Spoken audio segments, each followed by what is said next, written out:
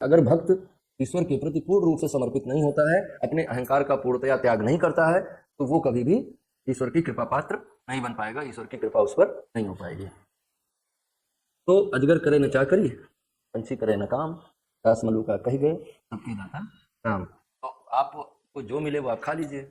अब अगर आप चूजर हैं तो आप अहंकारी हैं, और अहंकारी हैं तो जाइए काम करिए। पॉइंट ये है, हम उसको रियल लाइफ में उतारने की बात नहीं कह रहे हैं, क्योंकि आप अगर रियल लाइफ में उतार ले जाएं तब बहुत महान है आप, मेरा वो मतलब है ही नहीं। मैं सिर्फ आपको बुद्ध भगवान को सही से समझाने का प्रयास कर रहा हूँ कि एग्जैक्टली उनकी फिलॉसफी क्या थी। वो डीप रूटेड थी, और वो जैसे इससे पहले जो हिंदुइज्म का फिलॉसफी था वो क्या कहता था, परमानंद मिलेगा, सुख की प्राप्ति होगी, ये यज्ञ करोगे तो ये होगा, वो यज्ञ करोगे तो ऐसा होगा, वो यज्ञ करोगे तो ऐसा होगा। बुद्ध ने कहा ये धारणा ही गलत है, हमें अपनी मूल अवस्था में रहना ही हमारे लिए श्रेयस्कर है, सबसे बेहतर है कि हम मूल अवस्था में रहें। और हमारी मौलिक अवस्था क्या है, ना तो सुख और ना ही दुख। इस दुनिया में सुख और दुख तुमने इस दुनिया में ही आके जाना।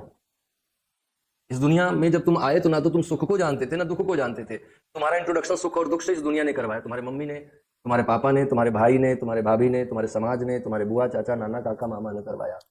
इस बात पे रोना है, इस बात पे हंसना है, ये तो तुम जानते ही नहीं थे। मैं बताया गया कि देखो पापा का प्रमोशन हुआ है, आज पार्टी है, ये देख करके आपके दिमाग ने समझा कि अच्छा ये सुख का बात है। देखो ऐसा है कि बुआ की नानी मर गई हैं, तो अब अच्छा ये दुख का बात है।